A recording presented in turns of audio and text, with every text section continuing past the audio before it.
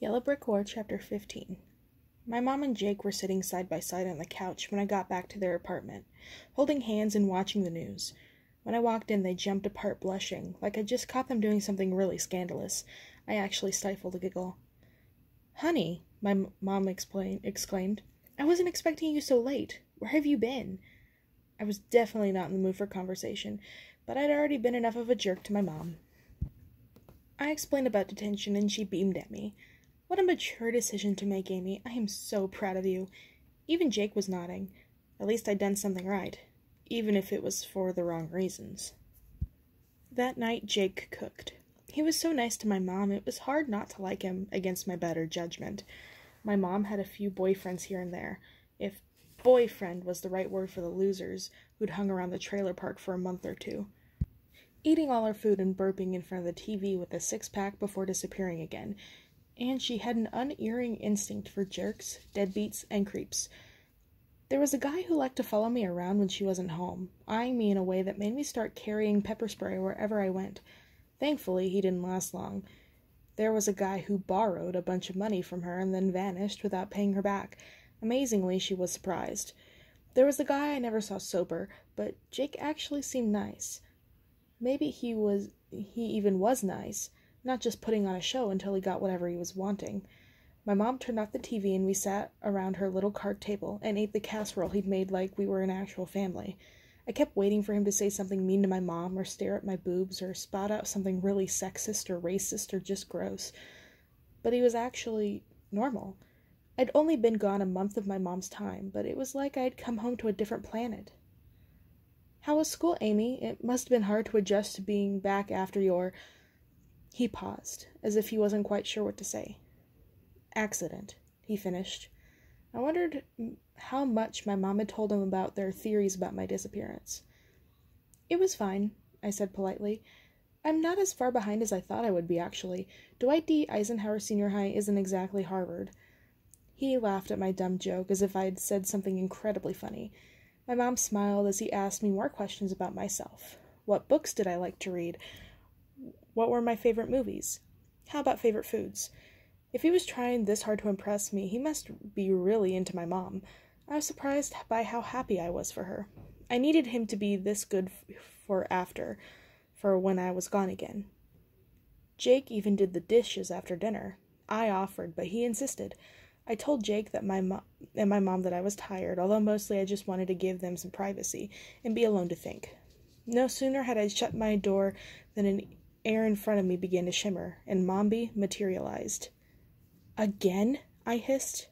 I can't exactly explain away a random old lady standing in my room if my mom comes in. "Old lady isn't very polite, missy," Mombi growled. "That's old witch to you. Anyway, I'm not really here. Gert, Glamora, and I are still hiding out in the Darklands. I'm just projecting to check in. You and I need to talk." "I thought your magic was too weak to just zip around like you're on vacation," I said, "or all bets off when it comes to spying on me." "I only spy because I care," Mombi hissed, "unlike some people who seem to have forgotten what they're here for." "I haven't forgotten a thing," I snapped. "Now what's going on?" We seemed to be adjusting to being outside of Oz, still a long way from shipshape, but at least we're getting strong enough for a little astral projection. "I'm not sure that's going to help," I said dully. I sank down into my bed and told her everything. About the newspaper article, breaking into the library closet, finding the mysterious box. When I got to the creature who dropped in on my and Dustin's party, Mombi stopped me. "Tell me this part again," she said, her voice low and urgent. "What did you see?" "Something tall and skinny, black clothes, bald. I think he had a crown." "And what did it say to you?" I struggled to remember, but it was like trying to look through fog. I can't remember exactly. Something about how I'd found what it had hidden. I think it has to be the person who covered up the truth about Dorothy. That she was real, I mean. I shuddered. "Dustin couldn't see it." "He wouldn't be able to," Mombi said grimly. She stared off into space for a moment, rubbing her chin with one thumb. "It can't be him," she muttered. "Ozma thwarted him. Has he really been here all this time?" "Who?" I asked. Mombi kept talking to herself. "Mombi, who?" She sighed and shook her head. "The Gnome King," she said. "I think what you saw was the Gnome King, but if it was, we are in a mess of trouble indeed." "What's a Gnome King? It sounds like a kind of mushroom." Mombi snorted. "Who, not what," she said. "Who. The Gnome King is a king of the gnomes," she said. That's gnome with an N, not a G, mind you. Don't screw it up. He gets very prissy about the spelling. He pulled one of his diggers limb from limb while he was still alive just because he pronounced it with a G. I swallowed. That fit pretty well with the creepy dude who'd magically dropped in at me in the library. My interest in meeting up with him again was at, well, let's just say an all-time low. Diggers? He digs stuff? What is he, some kind of troll? Do they live in mountains? Mombi gave an exasperated sigh. "All that time Glamora spent teaching you the difference between a scone and a crumpet, and no one ever bothered to teach you about the Gnome King? Typical." "Well, don't blame me," I said. Mombi spoke through gritted teeth like it hurt her to have to explain something so elementary. "A troll is a big, stupid monster. You bop it hard enough over the head, no more troll. A troll is easy peasy. A gnome is more like a cross between a fairy and a demon. Nasty things. They live in the underworld of Ev, across the deadly desert." "Never heard of it," I said. "Frankly, it's not much to write home about," Mombi said. "The point is, the Gnome King tried to invade Oz ages ago, but Ozma stopped him, made him swear an oath to leave Oz in peace as long as she ruled." Mombi trailed off and looked at me as she let it sink in. "Ozma isn't in power anymore," I said. "Congratulations, teacher's pet." I ignored her witchy sneer. "But if he's trying to invade Oz, what is he doing here?" "I don't know yet, but at least part of it makes sense. If he's the one who erased any proof that Dorothy was a real person, he must know about the shoes. It's possible he's using them to travel back and forth, or he has some other power of his own. Magic in Ev isn't like magic in Oz. It doesn't follow the same rules. Ev is as different from Oz as the other places. What exactly he's up to is impossible to guess, but there's no way it's good news for us." "He said something about how I was stronger than the other one. I think he meant Dorothy, and he told me not to trust anyone," I said, remembering. "Oh dear," Mombi said quietly. Her leather face went white. "That's when I knew we were in serious trouble." "He knew who you were? That's not good at all." "You're not being very reassuring. It means we have to find the shoes before he does anything else. Do that, and we may be back in business. Maybe." She frowned. "But I don't like the sound of that, little missy. You be on your toes. If he's using Dorothy somehow and decides you'll make a more valuable pet—" She didn't have to finish. I didn't want to think about the rest of that sentence. Not here, in the place I'd almost felt safe for the first time in months. The frilly little pink bedroom my mom had created as she held out for my return. I knew the safety was an illusion. I'd learned in Oz that safety always was, and I couldn't help it. Some part of me wanted to pretend it was enough to protect me, but I could stay here and go back to being ordinary, that I could check out of this never-ending mission and let someone else take over for a while. But I couldn't tell the old witch any of that, even though from the way she was looking at me, I was pretty sure she could guess at least some of it. I turned my thoughts back to the mission, which was, after all, in pretty serious trouble on its own. "Mombi, I don't know how to find the shoes." "I thought I could find something in the library, but that turned out to be a dead end." "Why would the Gnome King descend on you in a pool of darkness if you were looking at a dead end, Amy?" She had a point there. "But I didn't find anything, just an old blank notebook." "Let me see it," she ordered. I dug through my backpack and pulled out the notebook, handing it to her, but it passed through her hands. "Goddamn projecting," she muttered. "I always forget. Turn the pages for me." Yet again I flipped through the notebook as Mombi's keen eyes watched the blank pages turn. "I can feel the power in the book. Can't you?" I closed my eyes, concentrating on the weight of the book in my palms, and once I paid attention, I understood what Mombi meant. It was barely there, but unmistakable, like the charge on a television screen after you turn it off. "You're right," I said. "There's something there." "I'm going to funnel my magic through you," Mombi said. "It should work. You won't need any power of your own. You'll just need to be a conduit. But it may be too much for me to unlock. whatever the book is hiding, and keep projecting myself here. If I disappear, you're going to be on your own again. And if there's no clue about how to find the shoes..." She didn't have to finish. If I didn't find the shoes, we were screwed. "Let's do it," I said, with more confidence than I felt. The idea of Mombi using me as a funnel was weird and kind of scary, but at least we were doing something. If Mombi wasn't ready to give up, neither was I. No one would go to this much trouble to hide a book if it didn't hold something important. Mombi eyed me appraisingly, and I saw something like respect flicker in her eyes. It was kind of nice. We didn't always see eye to eye, and I still had no idea if she even had my best interests at heart. Let's face it, probably not. But it still meant something to me to have the old witch's respect. She closed her eyes and began to mouth the words as to a spell. Suddenly I remembered what I'd seen when the Gnome King had paralyzed me. The witches looking out in fear, and Nox all alone out in the prairie somewhere. Was what I'd seen real? What was he doing out there? "Wait," I said. She opened her eyes again, and this time looking slightly irritated. "Too bad. How's Nox? Where is he?" Mombi gave me a look so withering that if she had actually been in the room, I probably would have flinched. "He's fine, and he don't need to know anything else," she said disgustingly. "Are you ready now?" I wanted to ask more, but I knew better than to push my luck. Wherever Nox was, he either couldn't or wouldn't contact me, and neither option was all that appealing. If the witches had sent him on some secret mission, Mombi obviously wasn't going to tell me. Mombi had already closed her eyes and was going back to her spell, though the book in my hands began to radiate heat. I could feel Mombi's magic moving through me, but it was strange and alien, not the familiar feeling of sharing power that I had tapped into before.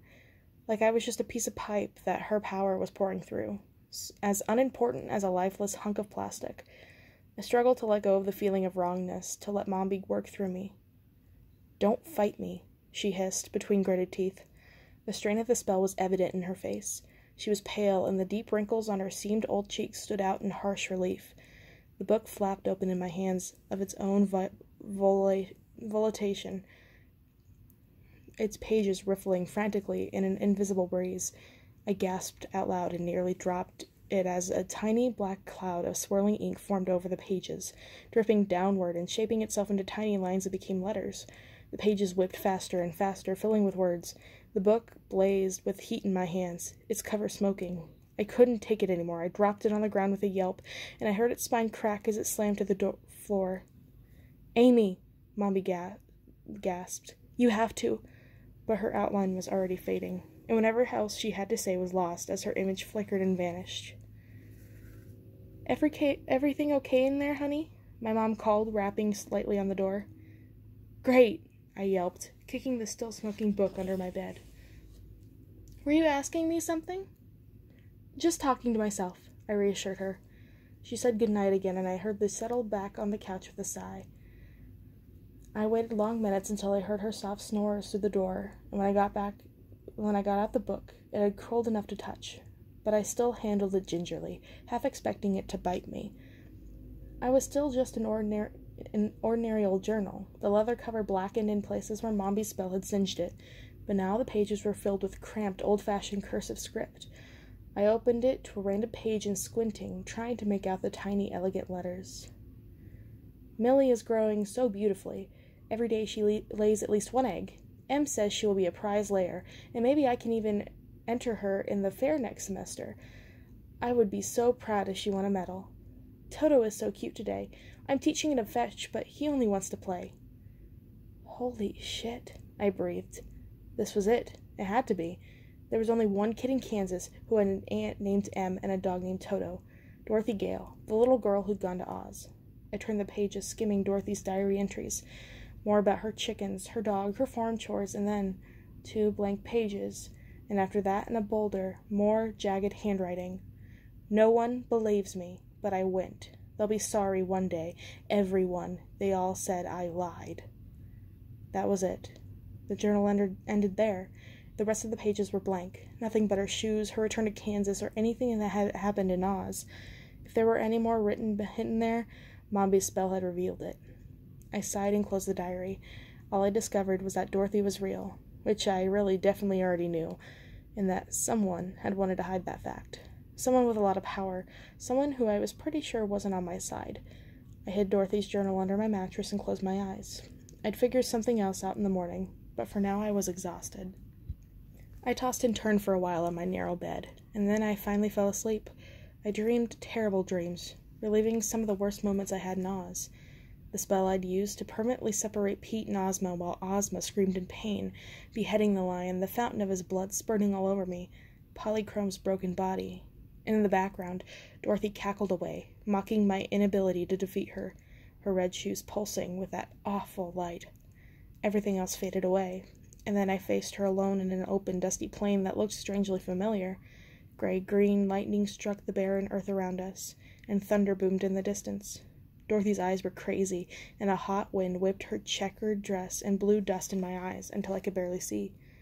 I reached deep within myself to find the magic to let fight her, but there was nothing there.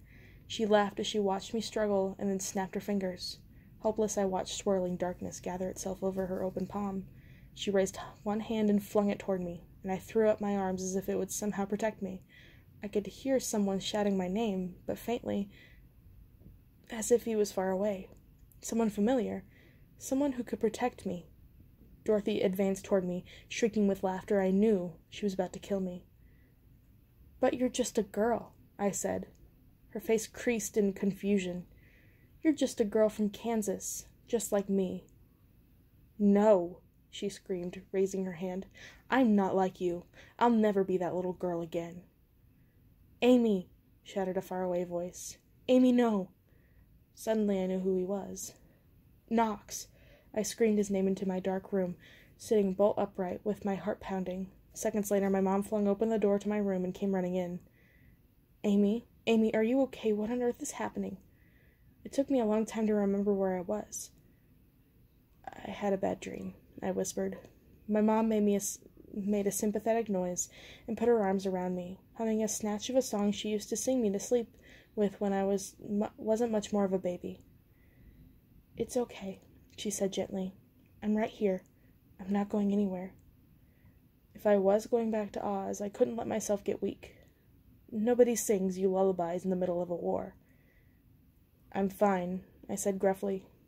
"Just go back to sleep."